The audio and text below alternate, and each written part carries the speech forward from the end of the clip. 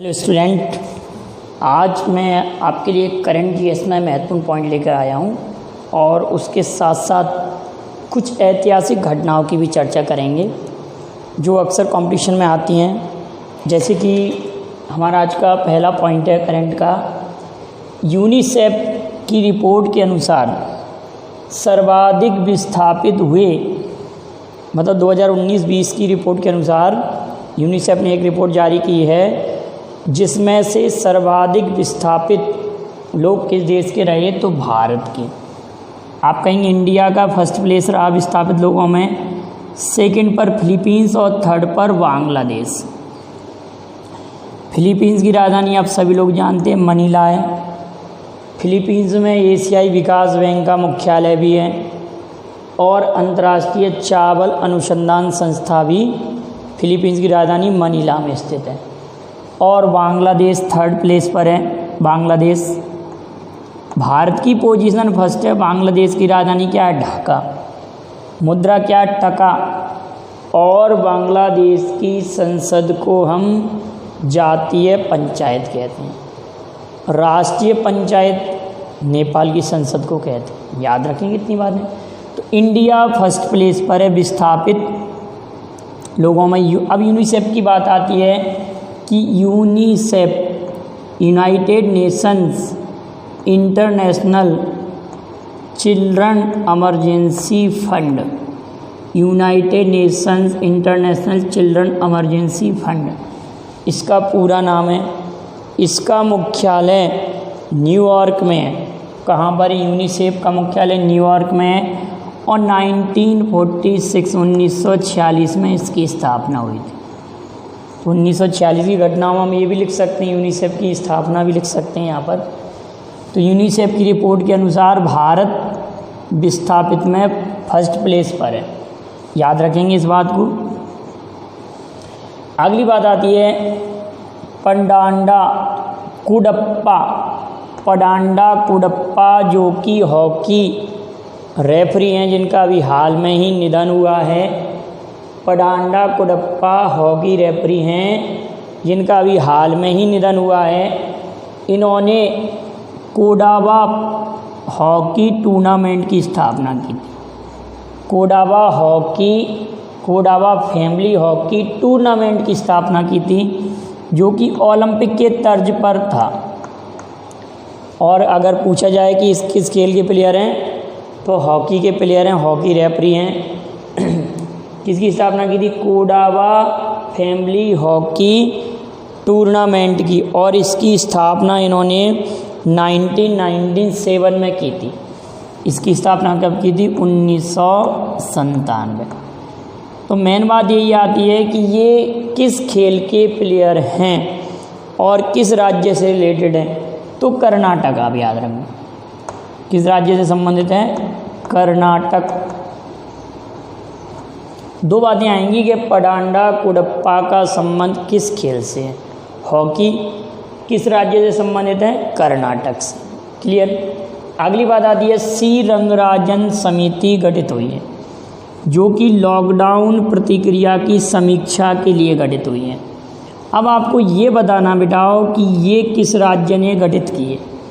सी रंगराजन समिति लॉकडाउन की समीक्षा के लिए गठित की गई है। उसकी प्रतिक्रिया की जांच के लिए किस राज्य ने ये गठित की है और उसके सीएम कौन है, गवर्नर कौन है। क्लियर बात। अगली बात आती है कि इंटरैक्टिव हेल्थ पोर्टल। अब बहुत सारे पोर्टल हो गए हैं, इनको आप एक ही स्थान पर लिखकर याद कर लें। इंटरैक्टिव हेल्थ पोर्टल की शुरुआत किस राज्य ने की है, तो आप कहेंगे सर केरल ने की है। और केरल ने तिरंगा पहल की भी शुरुआत की थी। और कार्मी बोर्ड की शुरुआत भी केरल ने की थी। कार्मी बोर्ड क्या, एक रोबोट था जो कि कोविड-19 से पीड़ित व्यक्तियों को क्या करेगा, ये दवाएं वितरित करेगा। कार्मी बोर्ड और तिरंगा पहल इंटरैक्टिव हेल्थ पोर्टल केरल ने शुरुआत की है। केरल में इलायची की पहाड़ियाँ या कार्डमम पहाड़ियाँ, शांत घाटी है, बार बार वो बता चुकी हैं इसको। और केरल के सीएम आप लोग सभी जानते हैं, केरल के सीएम पिनरई विजयन और आरिफ मोहम्मद यहाँ के राज्यपाल हैं। पिनरई विजयन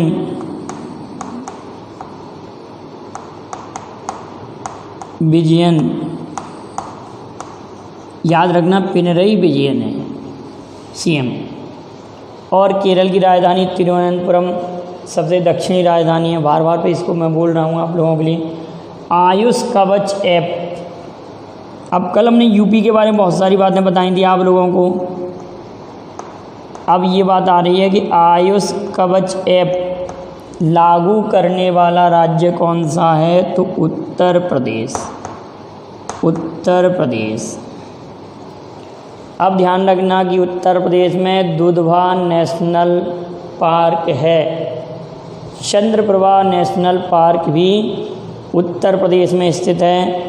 और उत्तर प्रदेश में ने जियो टैग की जिनकी शुरुआत की थी, उत्तर प्रदेश ने वर्चुअल अदालत की शुरुआत की है। उत्तर प्रदेश ने वर्चुअल अदालत की शुरुआत की है, जियो टैग की जिनकी शुरुआत की है। आयुष कवच कोविड-19 के लिए उत्तर प्रदेश ने प्रारंभ किया है, याद रखेंगे। इतनी सब बातें आप उत्तर प्रदेश पे याद रखेंगे।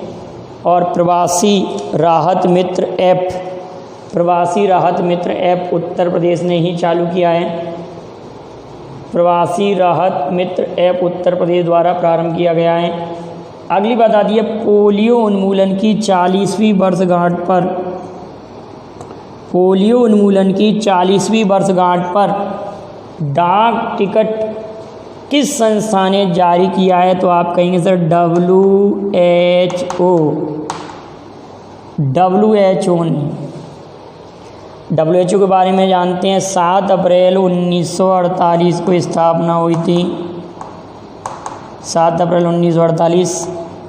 7 अप्रैल को विश्व स्वास्थ्य दिवस भी मनाया जाता है। और 2020 को इसने किस वर्ष के रूप में मनाने की घोषणा की है, इस प्रश्न का जवाब आप बताएंगे। 2020 को किस वर्ष के रूप में मनाने की घोषणा की है। और इस बार 7 अप्रैल को जो विश्व स्वास्थ्य दिवस था उसकी थीम क्या थी, क्योंकि वीडियो में मैं पढ़ा चुका हूँ आप लोगों को। MCC मेलबोर्न क्रिकेट क्लब के दूसरे कार्यकाल के अध्यक्ष, मतलब दूसरे कार्यकाल का अध्यक्ष किसे चुना गया है, तो कुमार संगकारा। कुमार संगकारा किस देश के हैं, तो श्रीलंका के। पहले गैर ब्रिटिश नागरिक अगर आए कि MCC क्रिकेट क्लब के पहले गैर ब्रिटिश नागरिक जो अध्यक्ष बने, कुमार संगकारा बने हैं, जो कि श्रीलंका के हैं। क्लियर है बेटा? Kumar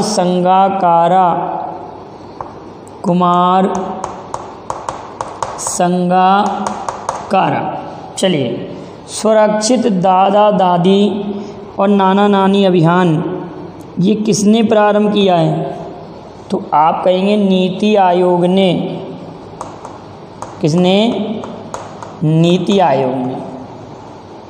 national institute for transforming India किसने प्रारंभ किया है? नीति आयोग ने। तो आप ये बताएंगे कि वर्तमान में इसके CEO कौन है, नीति आयोग के CEO कौन है, और नीति आयोग के उपाध्यक्ष कौन है। उपाध्यक्ष कौन है और CEO कौन है। अगली बात आती है freedom of speech award 2020। Freedom of speech award 2020 Siddharth Varadarajan को दिया गया। सिद्धार्थ बदराजन, इनकी मैगजीन का वायर नाम है, आप याद रखना इसको। Freedom of speech award. और एक और याद रखेंगे, अभी हाल में एक अवार्ड और दिया गया था, गिलर्मो कानो प्रेस फ्रीडम अवार्ड। जिनेद बोडाया लीमा जो कि कोलंबिया देश के हैं, उनको दिया गया। 9 मई को महाराणा प्रताप की 480वीं जयंती जन्मदिवस मनाया गया। महाराणा प्रताप की 9 मई 1540 को इनको जन्म हुआ था। 9 मई 1540 को इनका जन्म हुआ था। 480वीं जयंती बनाई। 1540 में 480 जोड़ेंगे तो 2020 आ जाएगा, तो 480वीं जयंती हो गई इनकी।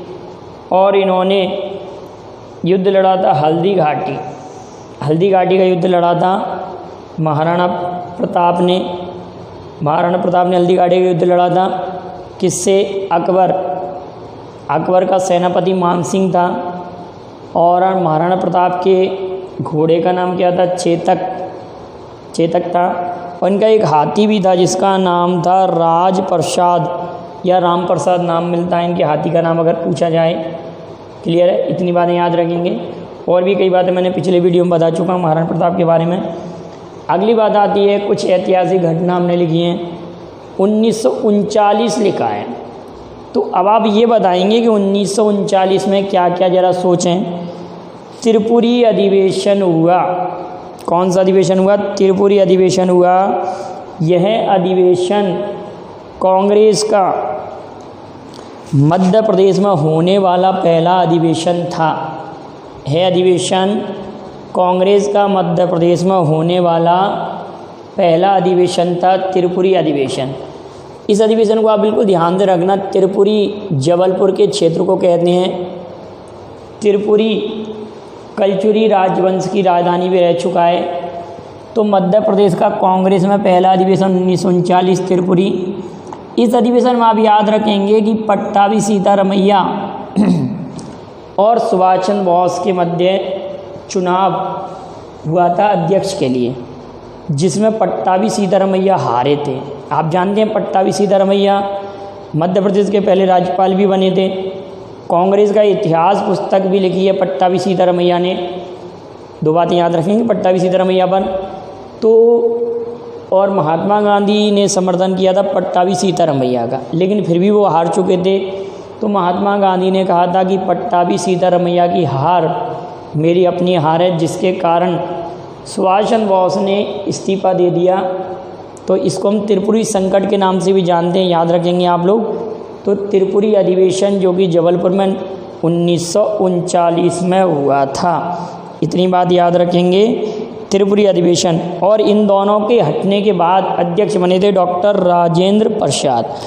एक बात और, 1939 की सीआरपीएफ की स्थापना। सीआरपीएफ की स्थापना हुई थी। सीआरपीएफ की स्थापना। अगली इम्पोर्टेंट बात है कि कांग्रेस ने मंत्रिमंडल से इस्तीफा भी दे दिया था 1939 में। तो 22 दिसंबर 1939 को कांग्रेस ने जब मंत्रिमंडल से इस्तीफा दिया, 22 दिसंबर 1939 को, तो मुस्लिम लीग ने इसी दिन को 22 दिसंबर को मुक्ति दिवस के रूप में मनाया। क्वेश्चन आता है इतिहास में कि मुक्ति दिवस मुस्लिम लीग ने कब मनाया, तो 22 दिसंबर को। और 16 अगस्त 1946 को, ये ध्यान रखेंगे, 16 अगस्त 1946 को मुस्लिम लीग ने प्रत्यक्ष कार्रवाई दिवस के रूप में मनाया। ये डायरेक्ट एक्शन डे, प्रत्यक्ष कार्रवाई दिवस 16 अगस्त 1946 को। और 22 दिसंबर 1939 को मुक्ति दिवस। अब आती है घटना 1940 में। तो 1940 में आप याद रखेंगे 1940 में क्या याद रखेंगे कि 1940 में महात्मा गांधी जी ने व्यक्तिगत सत्याग्रह प्रारंभ किया था। महात्मा गांधी ने व्यक्तिगत सत्याग्रह प्रारंभ किया था। महात्मा गांधी के व्यक्तिगत सत्याग्रह के पहले सत्याग्रही आचार्य विनोबा भावे। आचार्य विनोबा भावे। आचार्य विनोबा भावे का नाम भूदान आंदोलन से भी जुड़ा हुआ है। भूदान आंदोलन, आचार्य विनोबा भावे का नाम जुड़ा हुआ है। और आचार्य विनोबा भावे को पहला सत्याग्रही तो माना गया है, लेकिन कोई एक पुरस्कार मिला है जिसको जीतने वाले ये पहले व्यक्ति हैं। मैं कई बार बता चुका हूँ आप लोगों को। वो कौन सा पुरस्कार है, उस पुरस्कार का नाम आप बताएंगे। और आंध्र प्रदेश के पोचमपल्ली से इन्होंने भूदान आंदोलन प्रारंभ किया था, जो कि मैं 1951 से आगे के जो वीडियो मैंने बनाए थे ऐतिहासिक घटनाओं पर, उनमें मैंने चर्चा कर रखी है इसकी, आचार्य विनोबा भावे के बारे में। 1941 की चर्चा करते हैं हम। 1941 में प्रथम विश्व युद्ध में पहली बार द्वितीय विश्व युद्ध में पहली बार अमेरिका इंक्लूड हुआ। अमेरिका ने पर्ल हार्बर पर अटैक करने के बाद, पर्ल हार्बर पर जब अटैक किया, पर्ल हार्बर पर अटैक हुआ, उसके बाद 1941 में अमेरिका द्वितीय विश्व युद्ध में इंक्लूड हो गया। ठीक है ना, अमेरिका ने प्रवेश कर लिया। 1940 की घटना हो गई। इसके बाद आती 1942। 1942 में क्रिप्स मिशन, 1942 में क्रिप्स मिशन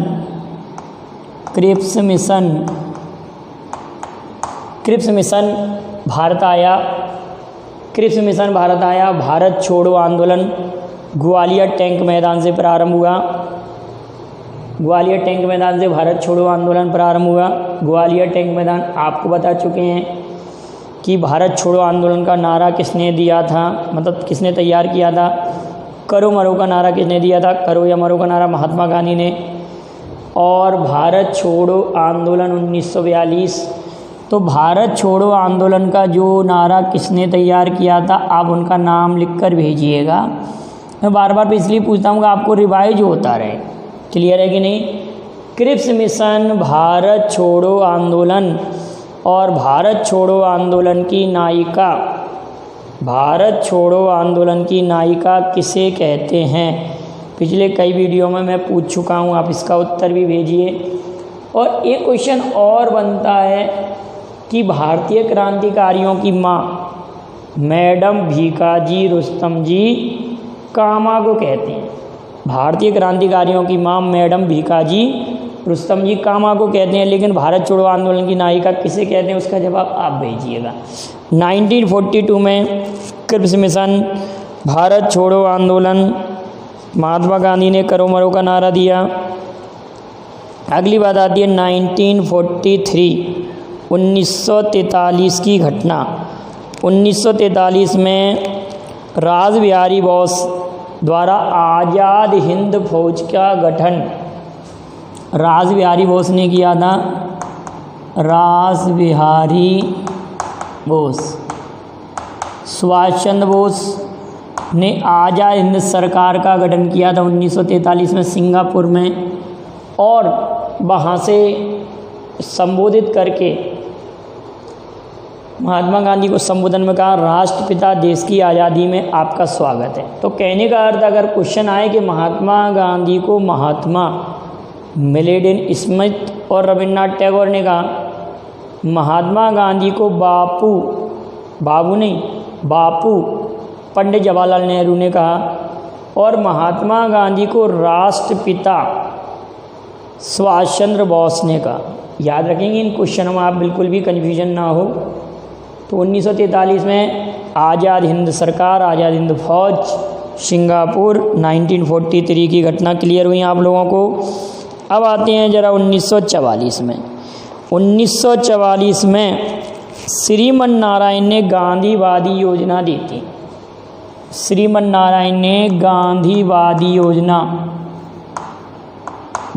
योजना, और इसी वर्ष बॉम्बे प्लान, इसी वर्ष क्या आया, बॉम्बे प्लान अस्तित्व में आया। 1944 में बॉम्बे प्लान अस्तित्व में आया, और श्रीमन नारायण ने गांधीवादी योजना दी थी।